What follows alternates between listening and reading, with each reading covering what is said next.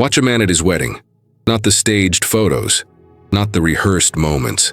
Watch him during the in-between times, the moments when he thinks no one's looking. You'll see something flicker across his face that the cameras never capture. It's not joy. It's not anticipation. It's something closer to resignation, like a soldier who's just received orders to deploy to a war he knows he won't win. And here's the thing that nobody talks about at these celebrations. That flicker isn't wrong. That instinct, that moment of hesitation before he says, "I do," that's his deepest wisdom trying to break through the conditioning, trying to warn him, trying to tell him that the moment he puts on that ring, something fundamental ends. Not something new beginning like everyone keeps saying. Something ending. The end of his upward trajectory. The end of his potential for greatness. The end of the particular kind of excellence that only comes from complete self-ownership. Nietzsche spent his entire philosophical career studying one question above all others. What makes human beings capable of greatness? What allows some people to transcend their circumstances and become something extraordinary, while others stagnate and decline? And one of his most consistent conclusions, one that made him deeply unpopular then and would make him even more unpopular now, is that greatness requires ruthless prioritization of your own development above everything else. It requires saying no to comfort, no to security, no to social approval, and especially no to the kind of domestic entanglements that turn dangerous men into docile men. Every wedding isn't a beginning. It's a capitulation. It's a man waving the white flag on his own potential and agreeing to spend the rest of his life managing decline instead of pursuing ascent. I know how that sounds. Harsh, cynical. The bitter words of someone who doesn't understand love or connection, or what really matters in life. But let me ask you something. Name one truly great man in history who achieved his greatest work after getting married. Not men who were already great when they married. Not men who married late after their major accomplishments. Name one man who got married and then, because of that marriage, went on to create his masterwork, to achieve his highest potential, to become more than he was. You can't, because it doesn't happen. Oh, you'll find plenty of examples of men who got married and continued being productive, who had decent careers and happy enough lives. But I'm not talking about decent. I'm not talking about comfortable middle-class existence with a white picket fence and 2.5 kids and a retirement plan. I'm talking about greatness, about the kind of obsessive dedication that produces work that outlives you, about becoming fully actualized as the unique individual you have the potential to be. And marriage, by its very nature, makes that impossible. Not difficult, not challenging, impossible. Because greatness requires that you be a little bit insane, that you care about your work more than your health, more than your comfort, more than what people think, more than stability and security and all the things that married life demands you prioritize. Nietzsche himself never married, and he was explicit about why.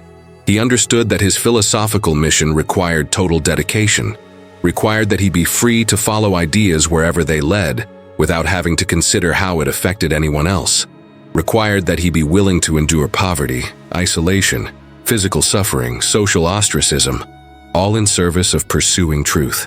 Could he have done that with a wife waiting at home expecting him to be a provider, expecting him to be emotionally available, expecting him to care about domestic concerns and social respectability and building a stable life? No, the work would have died before it was born. The philosopher who gave us "Thus spoke Zarathustra" and "Beyond Good and Evil" and "The Genealogy of Morals," that philosopher could only exist as an unattached man, as someone who had refused the comfortable domestication that marriage offers. And what's true of Nietzsche is true of almost every man who achieved something genuinely remarkable. The greatest scientists, artists, philosophers, revolutionaries, they were either unmarried or they were married in name only, with long-suffering wives who barely saw them because the men were consumed by their work. And society looks at these men and says, what a shame they sacrificed family for work, as if the work was less important than being home for dinner. But that's exactly backwards. The sacrifice wasn't the work. The work was the point. The work was their contribution to human civilization. The work was what made their lives matter beyond their immediate circle. And the family life they sacrificed? That would have been the real tragedy. Imagine if Einstein had been so concerned with being a good husband and father that he never had time to develop relativity. Imagine if Tesla had been managing domestic responsibilities instead of revolutionizing our understanding of electricity. Imagine if Nietzsche himself had been worried about making his wife happy instead of writing philosophy that would influence millions for over a century. The loss to humanity would have been incalculable. But we celebrate men who make that sacrifice, who give up their potential for greatness to be present fathers and attentive husbands. And I'm not saying those men are wrong. I'm saying let's be honest about what the trade-off actually is. Every wedding represents a man deciding that he's done growing, done striving for excellence, done pursuing his highest potential. He's found his ceiling and he's accepting it. Because marriage puts a ceiling on what you can become. It limits how much risk you can take, how much you can sacrifice, how obsessed you can be with your mission, because you've got someone else to consider now. Someone else whose needs matter as much as yours, or more than yours if we're being honest about how modern marriage actually functions. Someone else who gets to veto your dreams if they're too risky, or too demanding, or too unconventional. You can't move across the world to pursue an opportunity because you've got a wife and maybe kids who have their own lives. You can't work 18-hour days chasing a vision because you've got obligations at home. You can't live on ramen in a tiny apartment while you build something because you've got to maintain a certain standard of living for your family. Every door that greatness might walk through, marriage slowly closes. Not dramatically, not obviously, just gradually, day by day, compromise by compromise, you become smaller than you could have been. And the most brutal part? You won't even notice it happening. Because the decline is slow, it's comfortable. You'll tell yourself you're being mature, being responsible, being a good man. You'll tell yourself that your wife and kids matter more than some abstract notion of greatness. And maybe you're right. Maybe for you, personally, that's the right trade-off. But let's not pretend there isn't a trade-off. Let's not pretend you can have it all. Let's not pretend that you can be completely devoted to becoming the greatest version of yourself, while also being completely devoted to being a husband and father. Because those two devotions pull in opposite directions. One requires ruthless selfishness. The other requires constant selflessness. One requires that you put your development above everything. The other requires that you put other people's needs above your own. You can choose one or the other, but you cannot choose both. And every wedding is a man choosing the latter over the former, choosing to prioritize others over self, choosing to be good over being great. Nietzsche had this concept called the will to power. Not power over other people necessarily, though it can include that, but power over yourself. The ability to overcome your current limitations, to become more than you are, to actualize your highest potential. And he argued that this will to power is the fundamental human drive. More fundamental than survival, more fundamental than reproduction, more fundamental than pleasure or happiness. What humans really want, at the deepest level, is to become more powerful versions of themselves, to grow, to overcome, to ascend. And marriage directly opposes this will to power. It channels it away from self-development and toward maintaining a family unit, away from becoming more and toward keeping things stable. Instead of constantly pushing your limits, you're managing responsibilities. Instead of taking risks that could lead to breakthrough or breakdown, you're playing it safe because you can't afford breakdown when people depend on you. Instead of obsessing over your craft or your mission or your vision, you're attending to the endless small demands of domestic life. The will to power doesn't disappear when you get married. It just gets redirected, domesticated, neutered. You start measuring your success not by how much you've grown, but by how well you're fulfilling your role as husband and father. Not by what you've created, but by what you've provided. Not by who you're becoming, but by how stable you're keeping things. And men feel this. They feel the slow stagnation, the sense that they used to be going somewhere and now they're just going in circles. The vague awareness that they had dreams once, ambitions, a sense of possibility, and somehow all of that got buried under mortgages and school tuition and honey-do lists and keeping the peace. But they can't admit it, can't even think it too clearly. Because that would mean admitting that the choice they made, the choice everyone celebrated and supported and insisted was the right choice. Maybe that choice was a mistake. Maybe they traded too much for too little. Maybe they're not actually happy, just comfortable and distracted enough that they don't notice the unhappiness most of the time. So they push it down. They tell themselves they're happy. They perform happiness for their wives and their friends and their families. They post the happy photos on social media. They celebrate anniversaries. They talk about how lucky they are. And meanwhile, privately, quietly, they're dying inside, becoming less every year, feeling the slow erosion of whatever made them unique and powerful and full of potential, watching themselves transform from men with destinies into men with routines. Here's a question that will make married men deeply uncomfortable. When was the last time you did something for your own growth that your wife didn't approve of? When was the last time you made a decision based solely on what would make you better, stronger, more capable, without considering how it would affect your marriage? When was the last time you chose your development over domestic harmony? For most married men, the answer is never, or at least not since the wedding. Because marriage creates this invisible fence around acceptable behavior. You can grow and develop as long as it doesn't disrupt the relationship, as long as your wife approves, as long as it fits within the agreed-upon boundaries of your domestic arrangement. But real growth, transformative growth, almost always requires disruption, requires going to places that are uncomfortable, requires making choices that other people won't understand or support, requires being willing to be selfish in service of becoming something greater. And marriage makes that kind of selfishness impossible, or at least it makes it grounds for divorce. So you stay within the fence. You grow within acceptable parameters. You become a slightly better version of exactly what you already are instead of transforming into something completely different. Nietzsche wrote about slave morality versus master morality, and marriage is the ultimate expression of slave morality for men. It teaches you to define yourself through your service to others, through how well you provide, how attentive you are to your wife's needs, how present you are for your children, how well you're fulfilling your obligations. Your worth becomes measured by your utility to other people rather than by your own excellence. And this is presented as virtue, as what it means to be a good man. But Nietzsche would say that's exactly the problem. Good according to whose standards? Good for whom? You're being good for your family, good for society. Good according to external measures that have nothing to do with your own flourishing. But you're not being good for yourself. You're not pursuing your own excellence. You're not becoming the highest version of yourself. You're becoming the most useful version of yourself to other people. And there's a profound difference between those two things.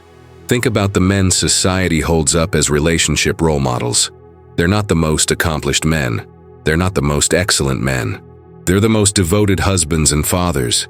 The men who never miss a recital, who always remember anniversaries, who put their families first in every decision.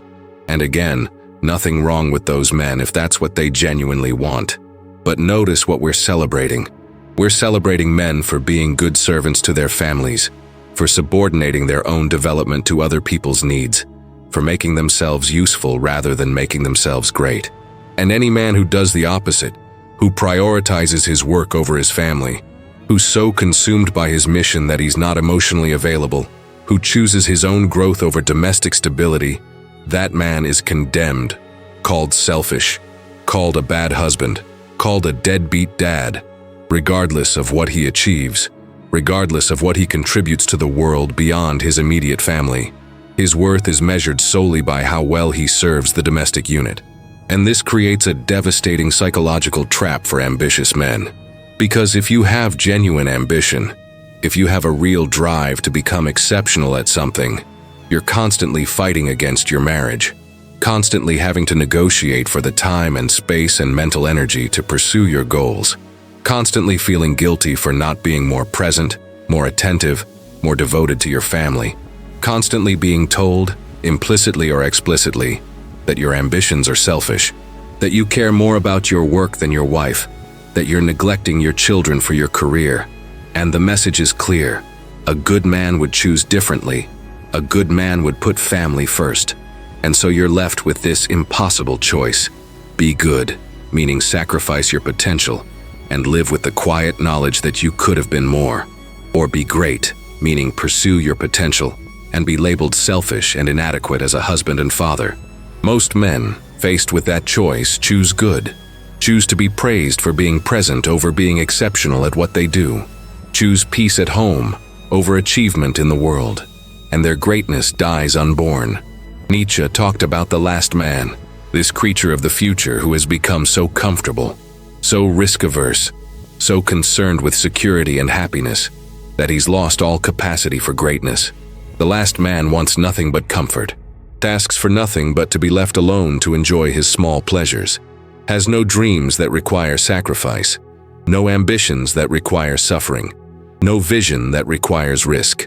And modern marriage is a factory for producing last men, because marriage is all about comfort and security, about building a stable life, about reducing risk, about creating a peaceful domestic space where everyone's needs are met and nobody has to suffer too much.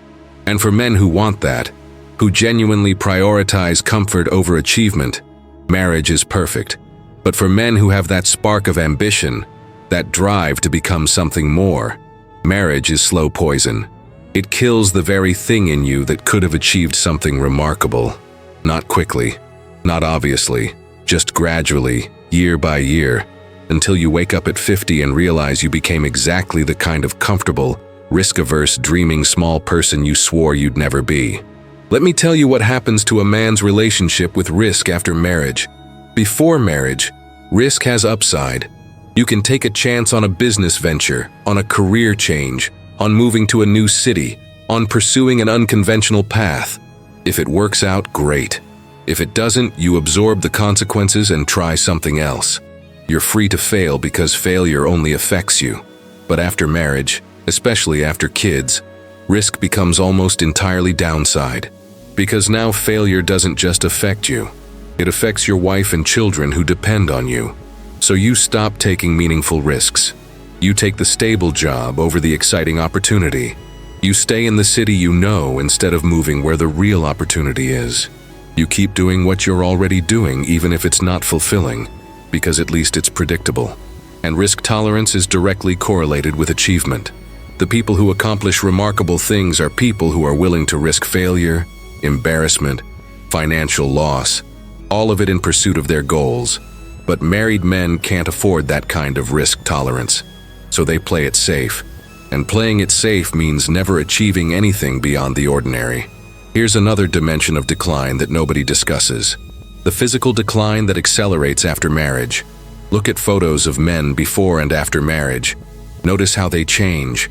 Most men gain weight, lose muscle, start looking softer, less vital, less dangerous. And yes, some of that is aging. But it's not just aging. It's the result of deprioritizing physical excellence. Before marriage, a man might spend hours in the gym because his physical capability matters to him, because being strong and fit and capable is part of his identity. But after marriage, the gym becomes something you fit in if you have time, which you increasingly don't, because there are always more pressing priorities. And your wife might say she wants you to stay fit, but she doesn't really mean it. What she means is she wants you to look decent, but she doesn't actually want you spending 2 hours a day training. That's time you should be spending with the family. That's time you should be using productively for the household. So your training becomes abbreviated, becomes half-hearted, becomes something you do to check a box rather than something you do with intensity and dedication. And your body reflects that. You become softer, weaker, less physically capable. And physical decline accelerates mental decline. Your testosterone drops, your energy drops, your drive drops, you become less of a man in the most literal biological sense. And it's not just physical, it's intellectual, it's creative, it's spiritual. Every dimension of your being that used to be devoted to growth and development, it all gets redirected to maintenance. Maintaining the marriage, maintaining the household, maintaining your job so you can maintain the income, maintaining appearances. Everything becomes about keeping what you have rather than pursuing what you could have. And maintenance, by definition, is preventing decline rather than enabling growth. At best, you're staying the same. In practice, you're slowly declining because staying the same in a changing world is actually moving backwards. The skills you had at your wedding, those are probably the peak. That's probably as good as you're going to get. Because after the wedding, you're not investing in getting better. You're investing in not getting worse. And that's a fundamentally different orientation. That's the orientation of someone who's accepted that their best days are behind them. Nietzsche believed that suffering was essential for growth, that you become stronger by overcoming adversity, that comfort is the enemy of excellence, and marriage is designed to minimize suffering, to create a comfortable life where you're protected from the extremes, where you've got someone to support you when things get hard, where you've got stability and security as a buffer against the chaos of existence. And that sounds good. That sounds like something you'd want. But what it actually does is insulate you from the very experiences that would force you to become more than you are. When things get hard, instead of having to dig deep and find resources within yourself, you can lean on your wife. When you're struggling with direction, instead of having to figure it out yourself, you can discuss it with your partner and come to a comfortable compromise. When you're facing a crisis, instead of having to confront it alone and emerge transformed, you've got a support system that helps you weather it without really changing. Marriage protects you from suffering, and in doing so, it protects you from growth. The men who achieve greatness, they're the ones who endure suffering alone, who face their demons without someone there to make it easier, who go through their dark nights of the soul without a partner to hold their hand. And they emerge from that suffering transformed, stronger, more capable, more themselves. But married men don't get that opportunity. They've got someone whose job is to make things easier, to provide comfort, to be supportive. And so they never fully develop the internal resources that only come from having to face everything alone. They remain dependent, not financially necessarily, though sometimes that too, but emotionally, psychologically. They've outsourced part of their strength to another person, and that makes them weaker than they would be if they'd had to develop that strength entirely within themselves. Now let me address what I know you're thinking. What about partnership? What about having someone who supports your dreams? What about the strength that comes from having a companion on the journey? And look, I'm not saying that doesn't exist. I'm not saying there are no marriages where both people push each other to excellence. But be honest about how rare that is. How often does marriage actually make both people better versus making both people more comfortable? How often does a wife genuinely support her husband pursuing something risky and demanding that takes time away from the family versus wanting him to be more present? How often does the marriage actually amplify ambition versus dampening it? In theory, partnership sounds beautiful. In practice, most marriages function as mutual domestication, both people getting comfortable, both people prioritizing stability over growth, both people becoming smaller, safer, more predictable versions of themselves. And here's the really insidious part. The decline feels good. That's why men don't resist it. Comfort feels good. Stability feels good. Having someone care about you feels good. Coming home to a family feels good. So the process of becoming less doesn't register as loss. It registers as gain. Look at what I have. Look at this life I've built. Look at how stable and secure everything is. And yes, you have those things, but what did you give up to get them? What potential died? What version of yourself never got to exist because you chose this instead? You'll never know, because you can't see the path not taken. You can't measure yourself against the man you could have been if you'd stayed hungry, stayed uncomfortable, stayed obsessed with becoming more rather than comfortable with what you have. The decline is invisible because you have nothing to compare it to, except your own diminishing ambitions. And as your ambitions shrink to match your circumstances, it all feels natural, feels right, feels like you're exactly where you're supposed to be. Nietzsche wrote about eternal recurrence. If you had to live your exact life over and over for eternity, every moment, every choice, would you embrace that? Would you say yes? And here's the question for married men. If you had to live your married life over and over forever, would you choose it? Not the idea of marriage, not the wedding day, not the fantasy, but the actual reality of your daily existence as a married man, the compromises, the obligations, the slow erosion of who you used to be, the dreams you've deferred. the version of yourself you've had to suppress to keep the peace. Would you choose that for eternity? Or would you, if you're being honest, prefer a different path? And if the answer is that you wouldn't choose this for eternity, then why are you choosing it now? Why are you living a life that fails the most important test of whether it's truly the life you want? Here's what I observe.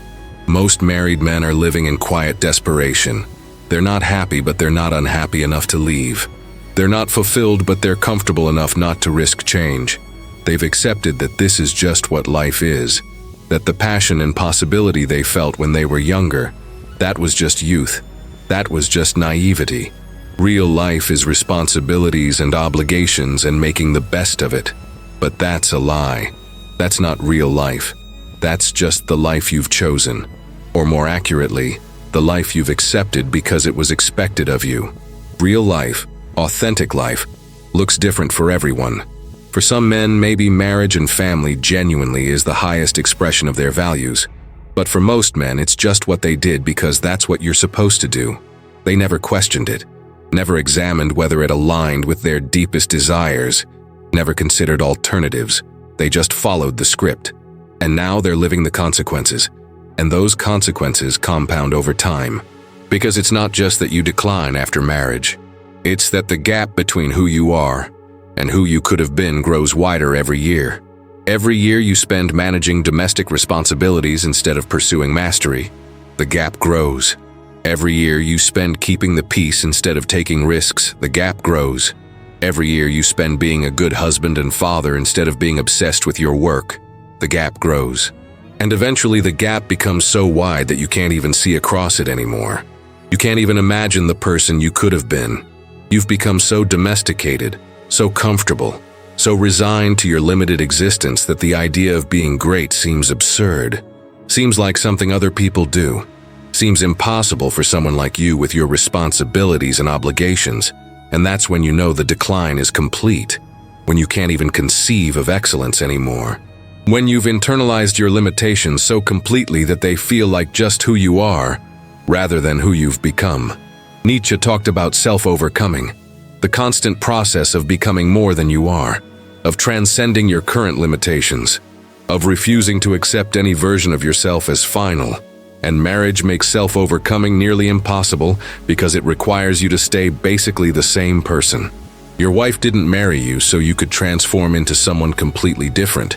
She married you as you are, and any significant change, any real transformation, threatens the stability of the relationship. So you're locked into being essentially who you were at the wedding. Sure, you can improve at the margins, get a promotion, pick up a hobby, read some books. But fundamental transformation? Becoming a radically different person with radically different priorities and values? That's incompatible with maintaining a marriage. Because the marriage is built on certain assumptions about who you are. And if who you are changes too much, the whole structure collapses. This is why the men who achieve greatness are often alone. Not always, but usually. They're the ones who refuse to bind themselves to anyone else's vision of who they should be. Who maintained the freedom to transform completely. Who were willing to be misunderstood, to be alone, to be criticized for not living up to social expectations about relationships and family.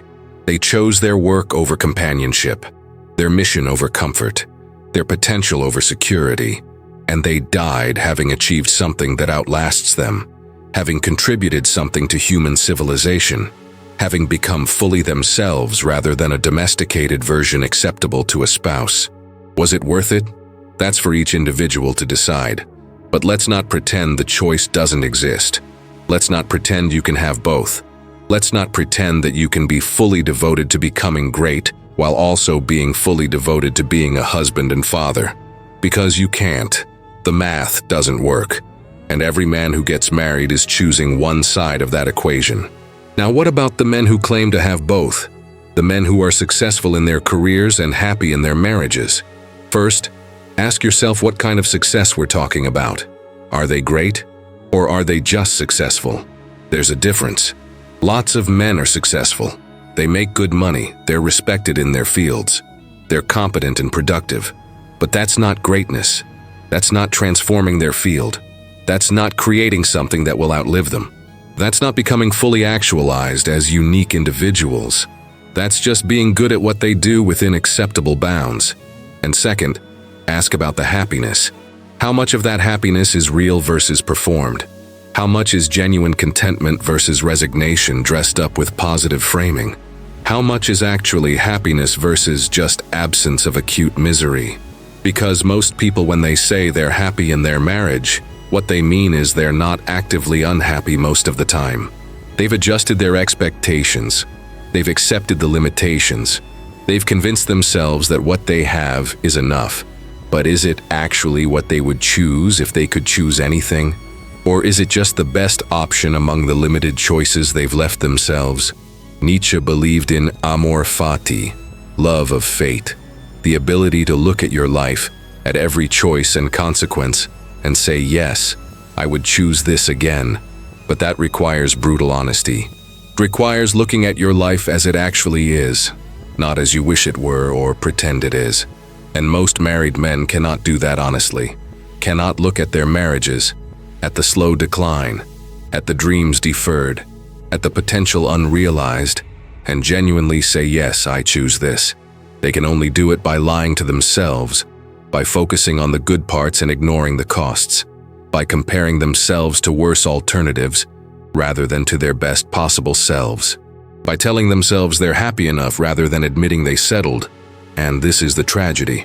Not that men get married, but that they get married without understanding what they're giving up, without making a conscious choice between two paths with full knowledge of what each path costs. They get married because that's what you do, because their girlfriend wanted it, because their family expected it, because society pressures you toward it, because they were afraid of being alone, because they wanted the comfort and validation that comes with a relationship. But they never sat down and honestly asked themselves, is this the path that will allow me to become my highest self? Is this the choice that maximizes my potential for greatness? Is this the life I would choose if I could choose anything? And because they never asked those questions, they never made a real choice. They just followed the script. And now they're living with the consequences of a choice they never consciously made. So here's what I want you to understand. Whether you're married, engaged, or considering marriage, this isn't about whether marriage is good or bad. It's about being honest about what it costs, about understanding that when you say I do, you're also saying I won't. I won't pursue greatness if it conflicts with domestic stability. I won't take risks that could jeopardize my family's security. I won't be obsessed with my work at the expense of being present. I won't prioritize my development over my obligations. I won't become anything too different from who I am now. And if you're okay with that, if you've examined your deepest values and concluded that family matters more to you than individual achievement, then marriage might be right for you. But if you have that spark of ambition, if you dream of doing something remarkable, if you feel like you have greatness in you that needs to come out, then understand that marriage will almost certainly prevent that greatness from being realized. And you have to choose. You cannot have both. Nietzsche died alone, poor, and largely unknown during his lifetime. His greatest works were written in the last years before his mental collapse, years he spent wandering alone through Europe, suffering from terrible health, supported by a tiny pension, with almost no one understanding what he was trying to say. By society's standards, his life was a failure. No wife, no children, no comfort, no recognition, just suffering in service of ideas. But those ideas changed philosophy forever, changed how we think about morality, about meaning, about what it means to be human. His books have influenced millions. His thought continues to matter more than a century after his death, and none of that would exist if he'd chosen differently. If he'd gotten married and settled down and lived a normal, comfortable, socially approved life. The work required his complete dedication, required that he be willing to suffer alone, required that he refuse the domestication that marriage offers. And I'm not saying every man should be Nietzsche. I'm saying that if you have something in you that could matter to the world, something that requires complete dedication to bring into being, marriage will kill it, will redirect that energy into domestic concerns, will force you to choose between your work and your family. And almost everyone chooses family, and their great work dies unborn. I want to hear from you right now. Drop a comment with this exact phrase, "I choose my highest potential," because saying it publicly, even in a comment section, is a small act of choosing truth over comfortable lies. It's you acknowledging that you understand the trade-offs, that you see the choice clearly, that you're willing to prioritize becoming who you could be over accepting who you are.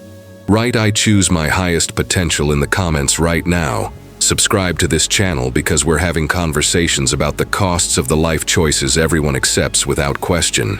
We're examining the paths society pushes you toward and asking what they actually cost versus what they promise to deliver. We're building a community of men who value truth over comfort and potential over security. Hit that like button because content that directly challenges one of society's most sacred institutions, that questions whether marriage is actually good for men who want to achieve greatness, that takes serious courage to create, and your like shows there's an audience for this level of honesty. What's coming next will destroy your understanding of work and career entirely. I'm going to show you how the job you're working so hard at, the career you're building, the professional identity you're so proud of, all of it is designed to extract your best years while giving you just enough to keep you compliant. How the entire structure of modern employment is built to prevent you from ever building anything that's actually yours. How you're renting out your life by the hour to build someone else's dream, while your own dreams remain forever in the future. Subscribe now because this next video will make you question whether a single day of your professional life has been spent in service of your actual interests, or whether you've been working for everyone except yourself.